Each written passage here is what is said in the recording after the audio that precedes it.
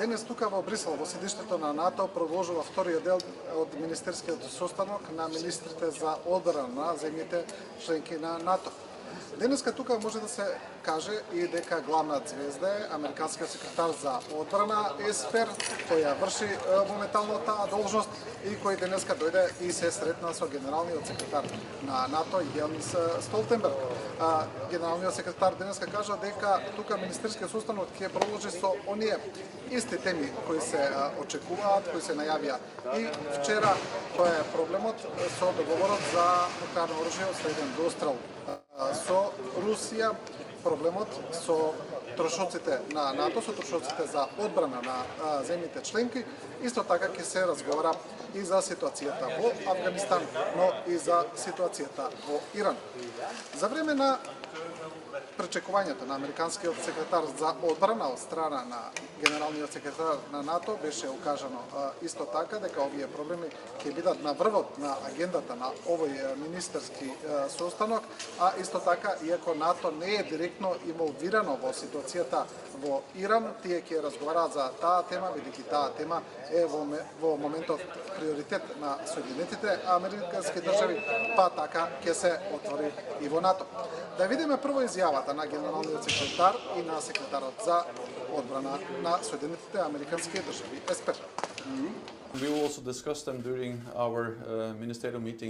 За време на министерскиот состанок денеска и утре ќе разговараме за неколку работи, како на пример прекршувањето на договорот за вооружување од страна на Русија. Тоа ги закрижува сите земји членки на НАТО и ние ќе продолжиме да ја повикуваме Русија да се придржува до договорот. Исто така ќе мораме да се подготвиме и за свет без договор за вооружување. Имаме добри вести во однос на поделбата на трошоците. Тоа знам дека е од голема важност за Соединетите американски држави. Имаме нови информации кои покажуваат раст на трошоците за одбрана од 3,9% во Европа и Канада. Сега имаме 5 последователни години на зголемување на трошоците за одбраната. Имаме многу важни работи за кои треба да разговараме. Целта ни е да зајакнеме алијансата и да бидеме што е можно подобро подготвени. Има многу работи за кои ќе разговараме, но она што е важно е за САД е да има поголема распределба на трошоците. Исто така ќе разговараме и за други работи, како што е Кина или пак ситуацијата која имаме во Сирија и Авганистан. Денеска тука во седиштето на НАТО стигна и македонската министерка за одбрана Радмила Шекеринска. Таа ќе учествува на состанокот како министер за одбрана, иако Северна Македонија се уште не е ратификувана и полноправна членка на организацијата. Сега сепак имаме право на министерско учество, каде Шекеринска ќе седи заедно со своите колеги рамо до рамо. Нема право на гласање, но сепак ќе учествува на состаноците. Министерката вели дека е задоволна тоа како тече ратификацијата на НАТО за Северна Македонија и исто така како и генералниот секретар, и таа се надева дека таа ратификација ќе заврши до крајот на годината. Да видиме и нејзината изјава. Учествуваме во принцип на состаноци на кои што навистина се дебатира на важните теми, но секоја пауза ја користиме за билатерални средби и фокусот ни е токму ова. Да разговараме со земјите членки кај кои се уште е во процес. Според договореното, овие 2 дена ќе разговарам и со колегите од Шпанија, Холандија, исто така со колегата од Норвешка кој што